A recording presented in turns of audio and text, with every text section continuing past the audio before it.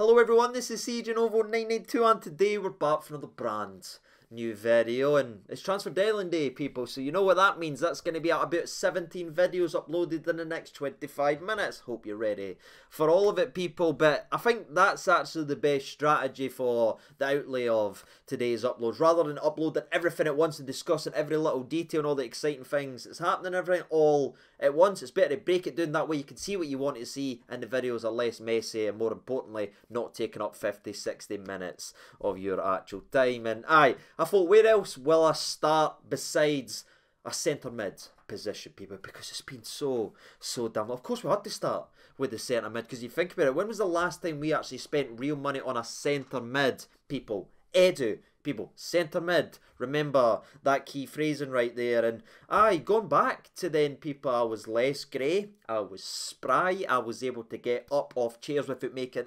this noise. But I'm no want to go into it, people. What I will actually go into is our newest signing in terms of the midfield spot, and by God, is he glorious. Welcome, Nicolas Raskin. Now, I know this is probably the worst kept secret in terms of transfers and everything like that, because it's not the exciting, oh my God, can't believe we've signed him, Rangers transfer on deadline day that always happens, and obviously we'll get to that and everything like that, but this is one that needed to be happening, despite it being obvious to every single person. I mean, we sat here a week ago and broke this down, but again, it started to get in the negotiation ons between Standard Liège and Rangers. Will he, won't he? It started to feel like Ross and Rachel 2.0, people, but thankfully the deal was done, and we'll not only break down the player, but we'll break down the deal as well, which surprisingly is getting a lot of backlash online. Now, I don't know if it's just because that's maybe the vacuum I was in at that space. I would be very interested to see what the comment section like, but we'll break down the deal, the money spent, the contract, everything like that, all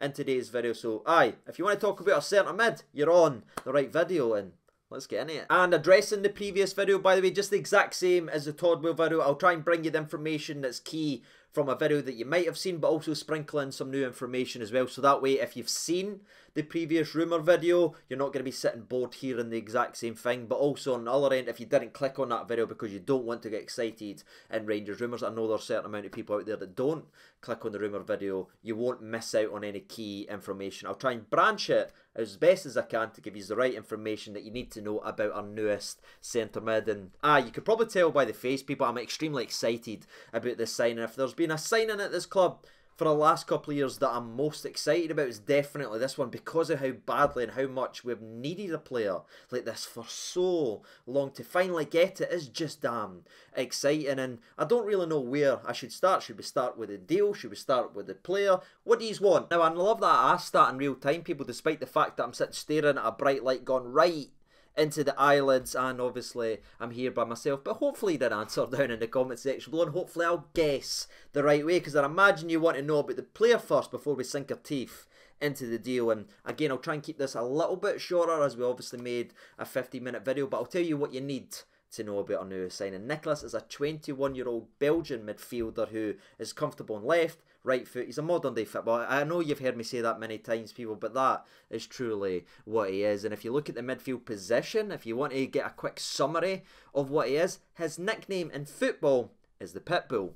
There you are, people. End the video right there. Probably tells you everything. He's aggressive, he's got bite, he picks up yellow cards for fun, he gets stuck in. I mean, if you look at his stats, he is averaging 3.3 tackles a game, people, which would put him right at the top of our team. If you pop him in there, you bring those stats in, he goes right to the top of the charts. And one of my favourite stats is in terms of people getting by him, only 0.6% he gets dribbled past. People, that there is pretty damn naughty, because there's no many, if any, that actually gets by him a game. But what's one of my favourite things about this lad is, if you actually look into that even further and you dive a little bit deeper, those that do get by him 1v1 usually end up on the deck, because if he can't stop you by winning the ball, he'll stop you by bringing you down to the deck. That's right, people. Yellow cards and shithousery is well and truly back in the mixer of Ibrox, he doesn't like people getting by him, and he'll stop them anyway it actually can. But again, he's no just the break-up Pitbull. Despite me even discussing that in last week's video, now I'm still seeing, oh, he's a defensive midfielder. He's not a defensive midfielder. He's an all-around midfielder. Again, he reminds me so much of Verratti at PSG, and no, I'm not saying he's as good as him or he'll ever be as good as him. I'm talking about in terms of profile, and if you've seen that laddie play, he's got all the defensive instincts in the world, but also he can go forward and get stuck in. He can make things happen in terms of going forward with the ball and creating chances, and that's what this young man has brought to his game already as he chips in and averages 1.1 key assist per game. He's creating a golden opportunity at least once a game from the midfield spot whilst also bringing that defensive side. This is truly one of the first times in a very long time we've had a midfielder that can truly do a little bit of everything, and he's not sacrificing going forward because he's good at the back or sacrificing going at the back because he's good at forward. He might just be the old mythical box-to-box midfielder we have all been hoping and praying for every single year, people.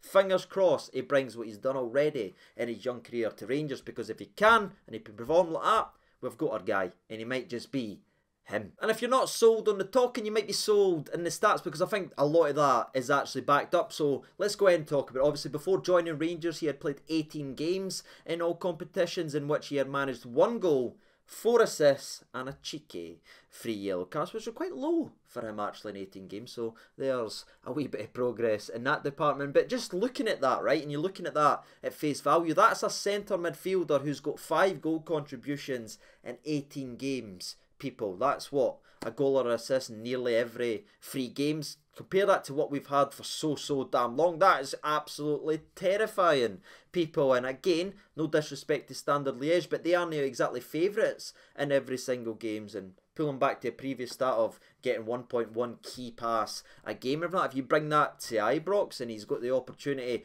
in most games where he will be dominating 99% of the ball, those stats should actually jump up, people. So it's very, very encouraging in that aspect. So if you like your stats, he ticks that box as well. Now, one of the major criticisms I've seen regarding this transfer, which is really surprising because they must have missed my last upload, but it's about his age, saying, oh, I thought we were signing boys that were ready to go and was able to impact the game right now. No, one for the future, and that's completely wrong about Nicolas, people. That's no what he is. He isn't one for the future. Yes, he can get better, but if you actually look at him right now in his career, he's played a lot of games. In fact, at the age of 21, he's played 97 top flight games. I'm not talking about reserve league, I'm not talking about youth football, I'm not talking about this. I'm talking about top flight games. I've took all the numbers away. What's left is 97 top flight games at his age, at the level that he was playing. That's really impressive. So is his stats as well, with 5 goals, 13 assists, and again 22 yellow cards with 0 red cards, people. So if you're getting a little bit worried about us signing this and hearing the guy get stuck in and everything, like maybe saying, oh no, is this going to be a liability, he likes to get stuck in, he's a bit of a shithouse, well, don't worry about it, people, because again, what he's shown already is he's mature. He knows when to bring someone down and stop a counter-attack, and when he's on a yellow card, not to put his team or the game plan in jeopardy, as well as he's never received a second yellow card, and again, never actually been sent off. Something I can imagine it will be changing when he meets the tag team champions up here of Kevin Clancy and obviously Willie Collum. I think that leads us perfectly away from the stats and the player himself. Let's talk about the deal then, shall we? Because again, there has been some pushback, because we know he's available for free at the end of the season, so pre-contracts and everything like that, and people can look at that and say, oh, maybe we shouldn't have spent the money on him because of this and this. And that for me is never the right way. If you've got a player that you want, why not bring him in? So that's 6 months more development, that's 6 months more time with the manager, and that's 6 more months of having an impact in this team. That is all ticks for me, and that's where I sit. I didn't agree with it. Oh, if we could have got him on a pre-contract, let's just leave him there to the end of the season. No, we need someone like him. We've needed him for about 10 years, people. So now that he's here, I'm going to be thankful. But of course, it is a long-term contract. Now, the same reporter who's been championing this deal over in Belgium for weeks upon weeks upon weeks. Now, normally I didn't really pay too much attention to that stuff, but considering the fact that he's been proven right at every single point, everything he's said, people, has turned out to be true. I actually believe him in the fact that Nicolas Raskin also turned down several Bundesliga clubs as well, including Schalke, Wolfsburg and Stuttgart. So the fact that he's rejected them to actually come up the road here, which I imagine they've been offering a lot more money, actually shows he's here for the right reasons and no just the financial reasons. You know what I mean? There's no went and jumped to a team just because they're offering them the most money. So I think that shows you and also gives you something else to get behind. Now, of course, let's get to the actual value then. Again, we'll never ever know the true value of what was actually spent out there, people, even though, again, the same reporter is reporting it's around $2 million with a sell-on fee included as well, which is apparently around 20%. And again, I normally didn't talk about that stuff, but considering it's the same reporter who's got everything else right, there's probably a little bit behind there. But of course, Rangers is never going to come out and tell us exactly what it's done. But I can see why some people can come out and say, if we were getting them for free at the end of the season, what we spending $2 million for? What we willing to give a little bit of sell-on percentage away and everything like that? I can understand the frustration, but again, I certainly didn't agree with it. This is a guy that is marketed a hell of a lot more expensive than £2 million. The only reason we're getting him for around £2 million is because he's got 6 months left to go on his contract. You search anywhere, if you check the Belgian press, the way they talk about this lad, he's going to be a part of the next generation of the Belgium national side that badly needs a refresh. He's touted as high as they can go, and again, his performances at the level he is, at the age he is, has shown why he's worth a hell of a lot of money. So if we'd have just signed him at the start of the season for £2 million or anything like that, we'd have been saying that's a robbery of the century, people. We wouldn't have got anywhere near it. They'd have laughed at us if we bid that for him at the start of the season, but because they couldn't work out a deal, because he's got 6 months left, that's why we've actually got him. And addressing the sell-on clause thing and people not agreeing with it and everything like that, that's quite smart management and business sense from Standard Liège. But also, if the scenario does come down the line where we do end up selling him and they do get a good percent of the money from the 20% everything, that means he's done a good job at Rangers. And call me a happy clapper or that, but I'll be alright with that. If this lad comes here and kills it for a few years, makes us some money and they get some money on the back of it, then fine.